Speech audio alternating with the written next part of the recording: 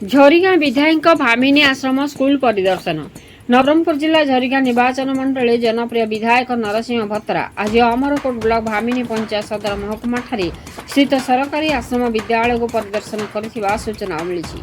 विधायक सेठारे पहुंची विद्यालय प्रधान शिक्षक एवं समस्त सहकारी शिक्षक और शिक्षयित्री मान सहित विद्यालय समस्त विषय आलोचना कर विद्यालय अध्ययन करुवा छात्र छात्री मानू भेटी विद्यालय पाठपढ़ा और खाद्यपेय विषय पचारि छात्र छात्री मैंने विधायकों आगे विद्यालय भल पाठपढ़ा होता सहित भल खाइबा देउथुवा जणाइथिले। विधायक रोषेई गृह परिदर्शन कर समस्त रोषेई सामग्री देखिबा परे छात्र छात्री मानक मध्याह्न भोजन करथिले और निजे मध्य भल रोषेई हेउछि कही रोषिया मानक प्रशंसा करथिले। खाई सारिबा परे से अंतेवासी मानक सोइबा घर रोषेई घर स्टोर रूम सब बुली देखुथिले।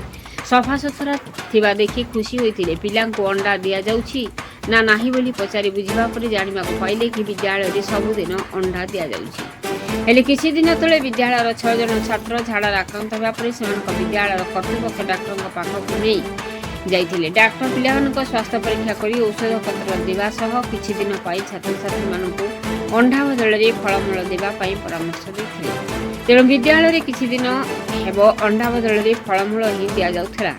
पर 2 दिन तले विद्यालय रे आत्महत्या करिथिबा 8म श्रेणी छात्र प्रशांत भत्रांक विषय पचारि बुझिबा परे बड़कुमारी स्थित प्रशांत बापा परमेश्वर भत्रांकर पाखरे जाई पहुंची आत्महत्यार प्रसंग पचारि बुझिबा सहित ग्रामर अन्य जणे छात्र जे कि निज घर आत्महत्या करिथिला तांको परिवार पाखरे मध्य पहुंची समवेदना जणाइबा सहित आत्महत्या प्रसंग रे पचारि बुझिबा सहित उभय परिवार वर्गों सांत्वना देथिले। विधायकों ई परिदर्शन समय अमरकोट विधायक प्रतिनिधि सुना माझी, खांडा मंडल सभापति उत्तम हरिजन, बड़ फरंडी मंडल सभापति ईश्वर भत्रा, भामिनी पूर्वतन सरपंच कुष्ठ भत्रा, लंबू पांडे, बलराम राजगंड प्रमुख सांगरे रही। नवरंगपुर जिला रविनारायण महांती रिपोर्ट, मसीहा न्यूज। सर कौन कहे किसी दिन पूर्व भामिनी स्कूल रे गोटे छात्र आत्महत्या होता से आत्महत्या को लेकिन बीजेडी दल विभिन्न प्रकार राजनीतिक अनुकंपा से सृष्टि कर विषय आप कल जाते अनुधान करते कौन आप पाइले?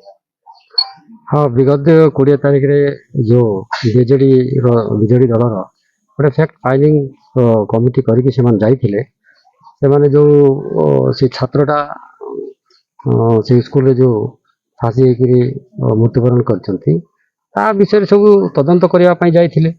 निश्चित भाव से तदंत कर दायित्व अच्छे कर्तव्य अच्छे गले दायित्व तदारख कले से भितर से अनेक कथा कही अनेक राजनीति कर जगह मत मन है जेहेतु मुझे पहर दिन जाइली देखी सब तदारख कली करसी तदारख करने भितर सी गोटे कथा कहले जे पिला मृत्युवरण तो कला से कौन पाई कला से विषय सी हेडमास्टर को आलोचना कले पचारे तत्सहित से माने जाइकी जो खाद्यर मान जांच करने कथा जो कहते कि अंडा दिया अंडा बदल रे सी फल दिया अच्छा मु गला बेल को अंडा कम से कम गोटे 20 पैकेट अंडा से थुआई मु निज आखिरे देखी।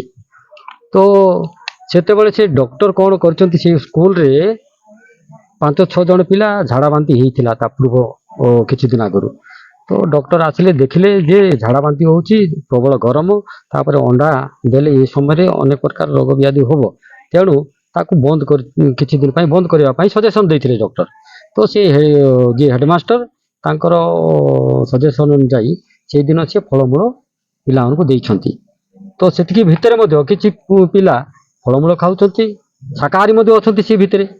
तो यहाँ निश्चित भाव में सीटा को माने राजनीति करुछंती जे अंडा बदल अंडा दिया हो नहीं अंडा बदल रे फल दिया होची यहाँ कहबाटा ठीक है ना युक्तियुक्त नुह। तेणु एमाने जो मृत्युवरण करथिबा पिलांको पई जाइथिले देखिले सी सत्यासत्य सी मध्य जानिछंती भल भाव किंतु मीडिया आगे सी भाषण देवा बड़ बड़ कथा कहबाटा एटा तो सत्य सत्य ही मु तो निजे जाइके देखिली से जगह से जो पिलाटा मृत्युवरण करथिला सी विगत 2 वर्ष तले कौ से आदर्श विद्यालय रे पढ़ुथिला डिस्कंटिन्यू होकर 2 वर्ष तापरे ତା ବାପା 2 ବର୍ଷ ପରେ ଦେଖିଲା ଯେ ପିଲାଟା କାହିଁକି ବେକାର ହେଇକି ରହିବ, ସେଥିପାଇଁ ପୁନର୍ବାର ଭାମିନୀ ହଷ୍ଟେଲରେ ସେ ଜଏନ୍ କରିଥିଲା। ମାତ୍ର 2 ଦିନ ନା 3 ଦିନ ରହିଛି ପିଲା। ସେ ବୋଧେ କୌଣସି କାରଣବଶତଃ ତାଙ୍କର ଘରର ପ୍ରେସରରେ ସିଏ ତ ତାର ବାପା ପାଖରେ ବି ମୁଁ ଯାଇଥିଲି ତାଙ୍କ ଘରକୁ, ତା ବାପାକୁ ପଚାରିଲି, ସିଏ 2 ଥର ସାଇକେଲ କିଣେଇଲା, ଏ ସାଇକେଲ ହବ ନାହିଁ ସେ ସାଇକେଲ କିଣିଦିଅ, ତାପରେ ସ୍କୁଟି ଗୋଟେ କିଣିବା ପାଇଁ କହୁଥିଲା। ତାର ଅର୍ଥ ହଉଛି ଇଏ ଟିକେ ପ୍ରେସରରେ ଥିଲା ସେ ପୁଅ, ତେଣୁ ତାର ମନ ବୋଧେ ଘର ଆଡେ ପ୍ରେସର, ତାପରେ ସ୍କୁଲରେ ତ କିଛି କହିପାରିବ ନାହିଁ ଯେହେତୁ ପ୍ରଶାସନ ଶାସନର ନୀତି ନିୟମ ଭିତରେ ଚଳିବାକୁ ପଡିବ। ତ ସେଇ ପ୍ରେସର ଭିତରେ ତାଙ୍କର ଘରୋଇ ପ୍ରେସର ଭିତରେ ବୋଧେ ସିଏ ମୃତ୍ୟୁବରଣ କରିଛି ଫାଶୀ ହେଇକରି। ତ ଏଇଟା ହଉଛି ସତ୍ୟାସତ୍ୟ ଘଟଣା, ତାକୁ ରାଜନୀତି କରିବା ଏଇଟା ଠିକ ଲାଗୁନାହିଁ। ତେଣୁ ନିଶ୍ଚିତ ଭାବରେ ସେ ସ୍କୁଲ ଭଲ ଚାଲିଛି। ମୁଁ ମଧ୍ୟ ଯାଇଥିଲି, ଏ ଯୋଉ ଭାତ ସିଝିନି ବୋଲି ଯୋଉ କଥା କହୁଥିଲେ, ମୁଁ ନିଜେ ଗଲି ସେଠି, ମୁଁ ନିଜେ ଖାଇଲି, ଟେଷ୍ଟ କଲି ତାଙ୍କର ତରକାରୀ, ଡାଲି, ଆଉ ମୁଁ ସେଦିନ ଯୋଉ ଯାଇଥିଲି ଆଳୁ ଭର୍ତ୍ତା ମଧ୍ୟ କରିକି ରଖିଥିଲି, ମୁଁ ଖାଇଲି, ଏତେ ସୁନ୍ଦର ଲାଗିଲା। ମୁଁ ତ ଆମ ଘରେ ଆମର ଆଦିବାସୀ ପରିବାରରେ ଏମିତିକା ଖାଦ୍ୟ ମିଳୁନାହିଁ। ମୁଁ ନିଜେ ଆଦିବାସୀ ପରିବାରରୁ ଆସିଛି, ଆଉ ପିଲାମାନଙ୍କୁ ବି ପଚାରିଲି ତମ ଘର ମାନଙ୍କରେ ଏଇ ସବୁ ଆଇଟମ ଦିଆହେଉଛି ମା ମାନେ? ପିଲାମାନେ କହିଲେ ନାଇଁ ଆଜ୍ଞା ଘରେ ତ ଦିଆ ହଉନି।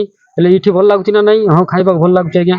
ଉନ୍ନତମାନର ତରକାରୀ, ଚାଉଳ ମଧ୍ୟ ଭଲ ଟେଷ୍ଟ। ଆଗରେ ଯୋଉ ଚାଉଳ ଆସୁଥିଲା ବର୍ଷ ବର୍ଷ ଧରିକି ଯୋଉ ଷ୍ଟକ୍ ରହୁଥିଲା ଗୋଦାମ ଗୁର ମାନଙ୍କରେ, ଏବେ ତ ସେଭଳିଆ ପରିସ୍ଥିତି ଆଉ ନାହିଁ। ସେ ଚାଉଳ ମଧ୍ୟ ଭଲ ଲାଗୁଛି, ଡାଲି, ଇଆଡେ ତରକାରୀ, ତାପରେ ଆଳୁ ଭର୍ତ୍ତା ଇତ୍ୟାଦି। ସକାଳେ ଜଳଖିଆ ଦିଆହଉଛି। ପୁଣି ସେଇ ସ୍କୁଲରେ 9ଟା ବେଳେ ସେ ଟିଚର କହିଲେ 9ଟା ବେଳେ ସାର୍ ଏମାନଙ୍କର ଯୋଉ ମଧ୍ୟାହ୍ନ ଭୋଜନ ସ୍କୁଲରେ ଯୋଉ ଦିଆହଉଛି ସେଇଟା ସ୍କୁଲ ଛୁଟି ହେଲା ପରେ ସେଇଟା ବନ୍ଦ ହବା କଥା, କିନ୍ତୁ ପିଲାମାନଙ୍କର ଅଭ୍ୟାସ ହେଇଯାଇଛି। ସେଥିପାଇଁ ମୋର ଇଆଡୁ ସିଆଡୁ କରିକି ମୁଁ ସେଟା ଆରେଞ୍ଜମେଣ୍ଟ କରିକି 9ଟା ବେଳେ ମଧ୍ୟ ଖାଦ୍ୟ ଦିଆହଉଛି। ତାପରେ ଦିନ ବେଳେ ଘଣ୍ଟେରେ, ପୁଣି ସନ୍ଧ୍ୟା ବେଳେ କଣ ଜଳଖିଆ ପତ୍ର ତାଙ୍କର ଅଛି। ଏଭଳିଆ ଭାବରେ ଚାଲିଛି, କିନ୍ତୁ ଅତି ସୁନ୍ଦର ଭାବରେ ଚାଲିଛି। ଏମାନେ ଯୋଉ ଫ୍ୟାକ୍ଟ ଫାଇଣ୍ଡିଂ ଟିମ୍ ଯାଇଥିଲେ ସେଇଟା ସେମାନେ କଣ ତଦନ୍ତ କରିଛନ୍ତି, ମିଡିଆ ଆଗରେ କଣ ବଖାଣିଲେ, ଏଇଟା ତ ମତେ ଲାଗୁଛି ସତ୍ୟାସତ୍ୟ ନୁହଁ। ମୁଁ ଯାହା ଦେଖିଛି ଏଇଟା ନିଶ୍ଚିତ ଭାବରେ ସତ୍ୟ କଥା।